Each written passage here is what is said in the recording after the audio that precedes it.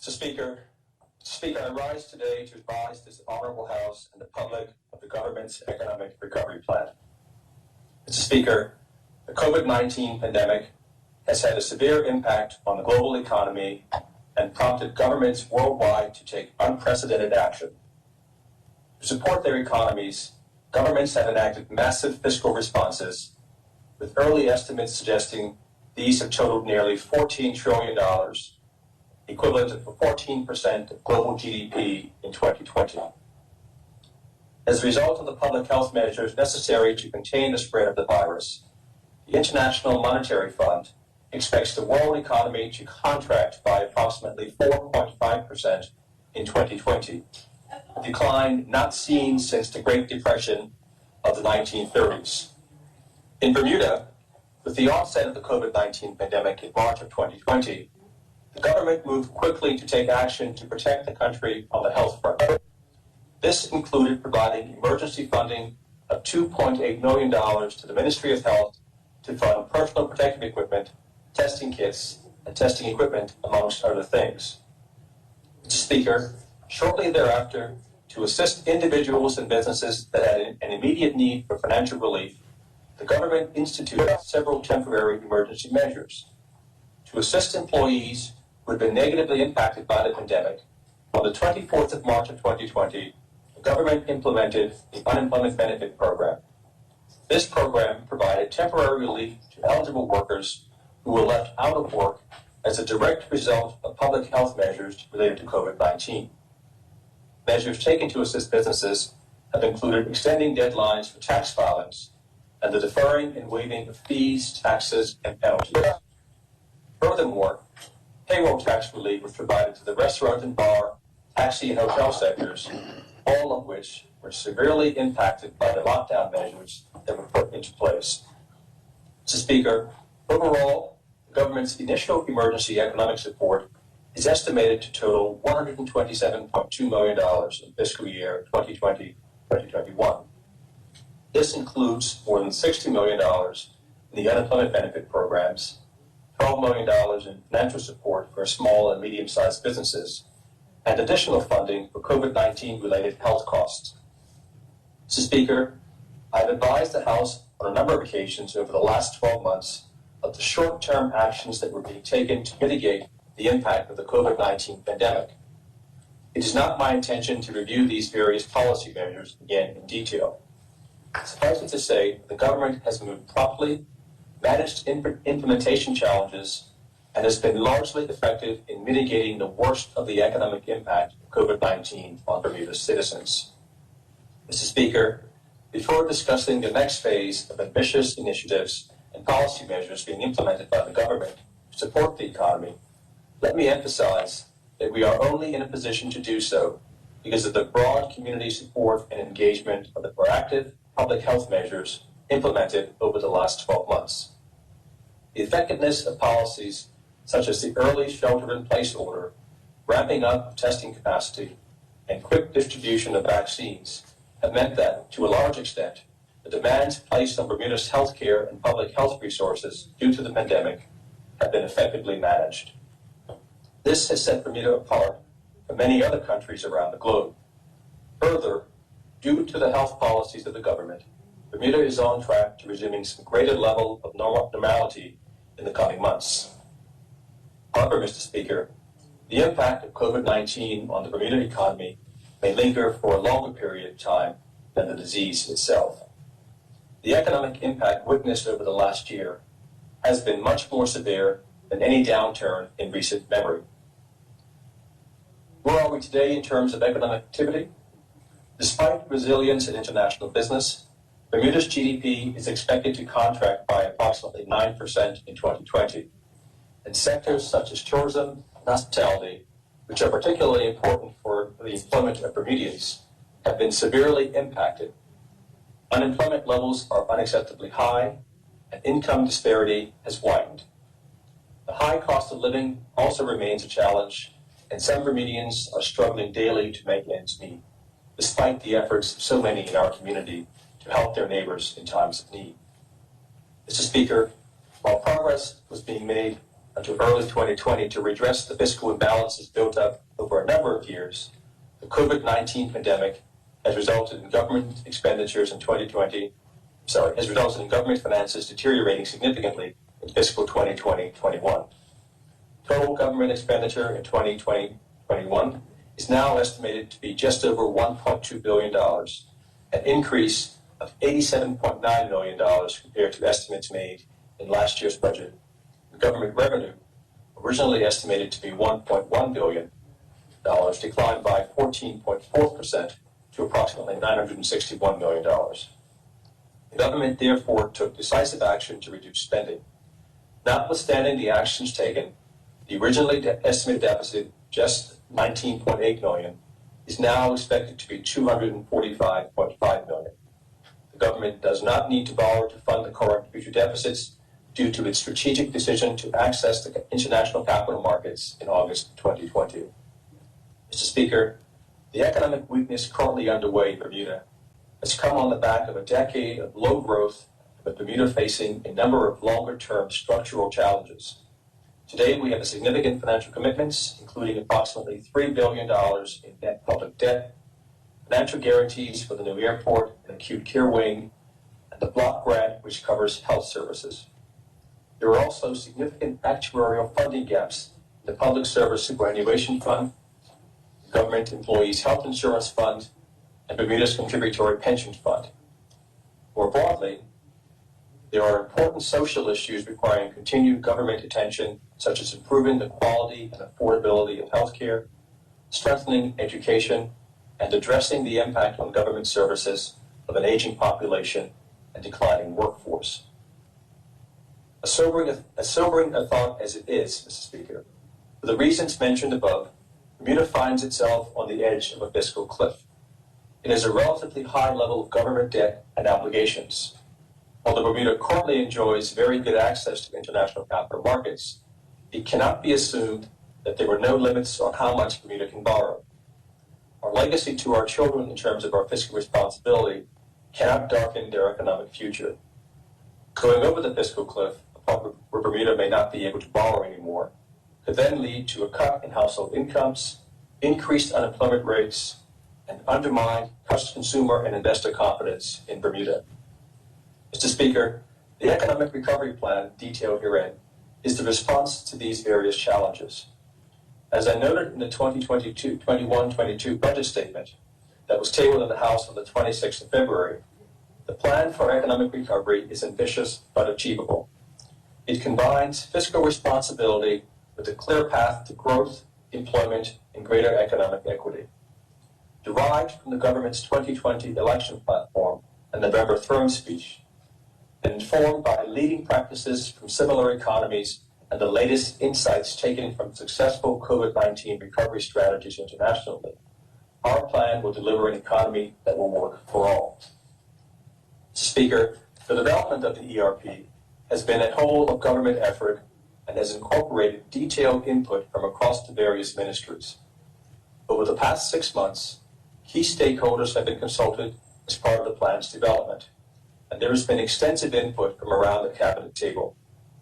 The Economic Advisory Committee that I established in May of 2020 has also provided detailed and valuable advice throughout the process, and input from the Financial Policy Council and the Fiscal Responsibility Panel has also been sought. I want to thank all of these stakeholders for their constructive engagement and acceptance of the challenge during this period. Mr. Speaker, in developing the ERP, the government has been guided by 6 key principles. 1, combating the health and economic impacts of COVID-19 as a priority. 2, reducing the cost of living. 3, achieving fairness and equity. 4, financial viability. 5, fiscal prudence. And 6, timely, decisive action. Mr. Speaker, a 3-phased approach has been taken in developing the ERP. Phase 1 involved preparatory work of setting objectives and principles for the economic framework and was completed in the summer 2020. Phase 2 consisted of developing an economic model, a set of fiscal guardrails, and a set of initiatives that we refer to as the ERP blueprint. And as the detailed information that makes up the ERP, a summary of which I'm providing to the House today. This work ran from October 2020 through February 2021, and Phase 3 will focus on the effective and timely implementation of these policies. Work is being done to assemble the team required to implement the plan. Mr. Speaker, the ERP blueprint was underpinned by developing consensus with external advisors on two baseline multi-year GDP scenarios for Bermuda. A most likely path based on reasonable and prudent assumptions of what recovery in each of Bermuda's sectors could look like, and the severe path that is predicated on outcomes of key factors if reasonable underlying assumptions do not occur. These scenarios greatly benefited from advice and refinement from the EAC. In the most likely scenario, there is a relatively strong recovery and GDP returns to its 2019 levels by the end of 2022, a broadly similar speed of catch-up as the IMF projects for the world economy. Thereafter, growth is in line with historical averages of around 1% per year. In the severe scenario, recovery is sluggish in 2021, and GDP remains roughly 10% below its 2019 level in each of the next 4 to 5 years. Mr. Speaker, I have mentioned that Phase 2 of the ERP involved developing a prudent fiscal path for government finances and key guardrails which needed to be respected in order to keep Bermuda on the right fiscal path. These guardrails arose from an assessment of the fiscal positions and parameters for jurisdictions with a similar credit rating. The main purpose of these guardrails is to minimize the risk of a credit downgrade, which in turn could result in an increase in interest costs, difficulty accessing bond markets in the future, and a potential exodus of international business. Equally important, they are an effective communications tool for the government in committing to fiscal prudence and describing how it will meet its commitments in this area. Mr. Speaker, two guardrails that the government has already set out in the fiscal 2021-2022 budget are: one, a target to return to a balanced budget in 3 fiscal years by 2023-24, assuming tourism has largely recovered by that time, and two, the commitment to maintaining the current $3.5 billion debt ceiling. In the ERP, guardrails were also included in line with other single-A rated countries for the ratio of gross debt to GDP and net debt to GDP to not exceed 55% and 50% respectively, and the ratio for debt service to revenue and gross debt to revenue to trend downward over time from their currently relatively high levels. Mr. Speaker, the ERP blueprint contains a long list of policies to accelerate medium-term economic growth, which I stated earlier are consistent with the government's 2020 election platform and November's throne speech. The range of policies compares well with emerging pandemic responses from similar economies, with many of the policy measures being undertaken in peer countries also featuring prominently in Bermuda's platform. These include support for specific sectors and economic diversification measures, labor market interventions, and efforts to accelerate digital transformation. Additionally, Bermuda's ERP has set out a desire to go further in areas such as environmental sustainability and economic equity and empowerment, as well as catalyzing and mobilizing external investment to accelerate growth in key sectors. Mr. Speaker, the priority issues outlined in the ERP have been developed alongside several parallel and substantive initiatives that are underway and will have positive impact on the Bermuda economy, namely education reform, tax reform, and additional policies to support Bermuda's international business sector. Proposed reforms to Bermuda's education system have been set out in the government's 2020 election commitment to develop and ensure high-quality and equitable education for all of Bermuda's children.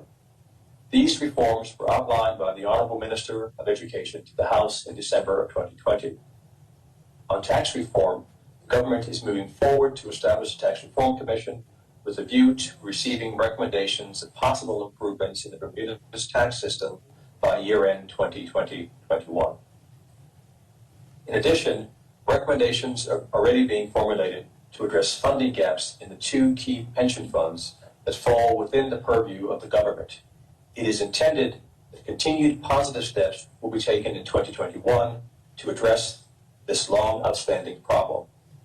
Mr. Speaker, regarding international business, as I outlined last month in my budget statement, the government is addressing the threat to Bermuda's international business sector, and therefore Bermuda's economy, emanating from the Organization for Economic Cooperation and Development's focus on base erosion and profit shifting, and the European Union list of non-cooperative tax jurisdictions. We will also support efforts of our international business sector to be a leader in the highly competitive search for climate-related financial opportunities. Mr. Speaker, the proposed policies in the ERP have been prioritized to focus investment and implementation capacity in areas with the highest impact for Bermuda's medium-term economic growth and development. This exercise consisted of analyzing 81 policy initiatives with a total indicative cost of $60 to $70 million, of which 31 have been identified as highest priority and includes diversifying Bermuda's economy through the growth of new industries with a focus on those with the largest expected impact relative to the government's commitment. For example, medical tourism, vertical farming, small and medium-sized enterprise marketplace, residential schemes, casino industry, subsea communications, and the space strategy. Making financial markets work better for businesses and consumers, for example, lowering interest rates, COVID-19 SME support, National Digital Bank.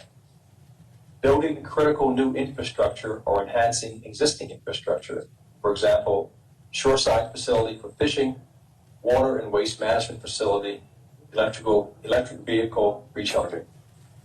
Expanding the resident population, for example, through short-term measures such as introduction of economic investment certificate, as well as medium-term initiatives such as regularizing the position of long-term residents and making it easier for Bermudians born overseas to return home.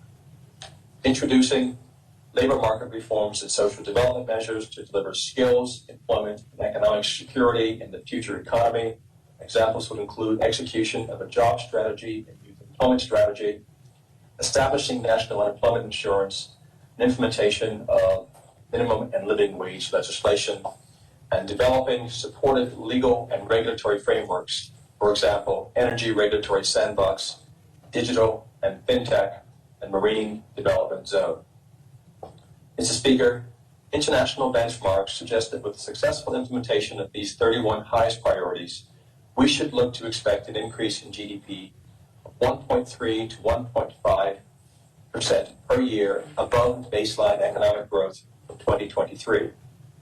Mr. Speaker, Phase 3 is now underway. Respective ministries and government agencies have begun refining and implementing initiatives under their areas of responsibility. In addition, in order to establish strong quality assurance, governance and monitoring processes to effectively implement the ERP, and evidence of value for money, an implementation team consistent with international best practice has been drawn up. The plan outlines the governance model for executing the ERP, roles and responsibilities across the Bermuda government, indicative timelines for implementation, and key performance indicators. It also describes how key external stakeholders will contribute to new policy formation.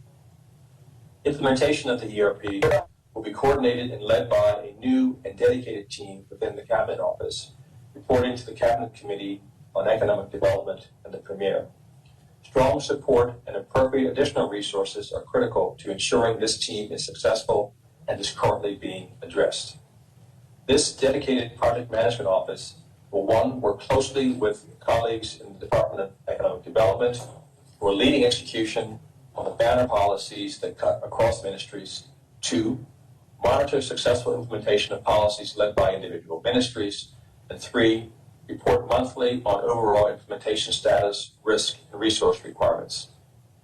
It will operate separately from the day-to-day running of the government. Mr. Speaker, in closing, I would like to thank all those who have played a key role in the development of this plan that is so important to the future of Bermuda. In particular, I would like to express my appreciation to the Ministry of Finance team, the members of the Economic Advisory Committee and their support team, the Bermuda Monetary Authority, Financial Policy Council, the Fiscal Responsibility Panel, and the significant number of persons in both the public and private sectors who have provided input into this work. While the future remains deeply uncertain and economic risks are mostly on the downside, the ERP provides a blueprint for a successful recovery. Effective implementation is now necessary to ensure that Bermuda maintains fiscal prudence and forges a new path to growth, employment, and greater equity. Thank you, Mr. Speaker.